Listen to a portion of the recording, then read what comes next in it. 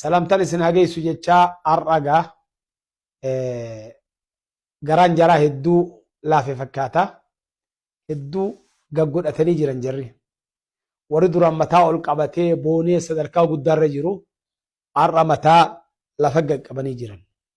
Maal jedha jaarsi guddaan har'a Fir'aawna guddaan Iiraanii wajjiin waltahiin teenya ittifaaqni waliigalteen qariib qaaba qawseenii oo adna jechuu jira.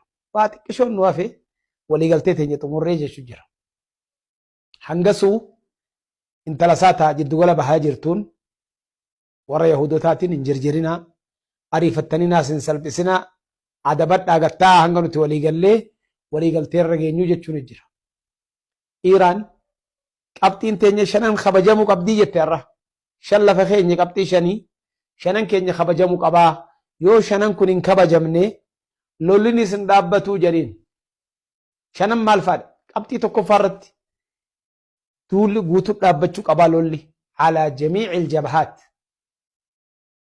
Bakka adda addaa qarqara hundaraa dhaabbachuu qabaa. Libaanos irraa dhaabbachuu, Iiraan irraa dhaabbachuu, Yaman irraa dhaabbachuu, Gazaa irraa dhaabbachuu. Maasha Allah, ajiib. Qabxiin lama damaani damaanaat dawliyyaan jiraachuu qaba jedhan.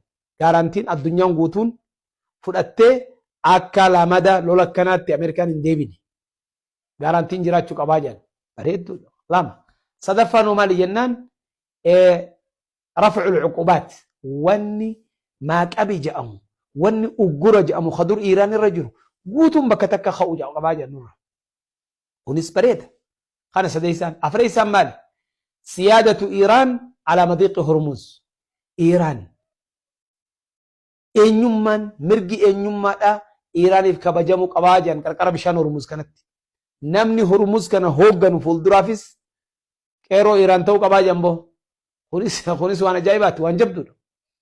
Qabxiin afreessaa tana. Shaneessaan attacwiidaat li Iiraan. Kanaafuu Iiraan tanaaf khasaaraan yookaan kaasaan isaan gartee wanni gartee itti bu'anii isirraa balleessan hunda kafalamuuf qabaa jedhan. Kun rakkoon qabu. Yoo isaan kafaluu baatanis maallaqni arabaa qophiin lafa jira ni kafalanii fi kanaafuu taxiyya askariyya للحرس الثوري الإيراني.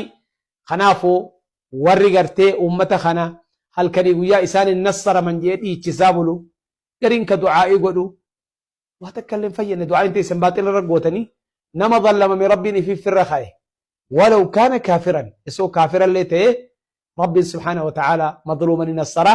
نسأل الله العظيم رب العرش العظيم أن يضل أعداء الدين وأن يرنا فيهم عجائب قدرته. والسلام عليكم ورحمة الله وبركاته.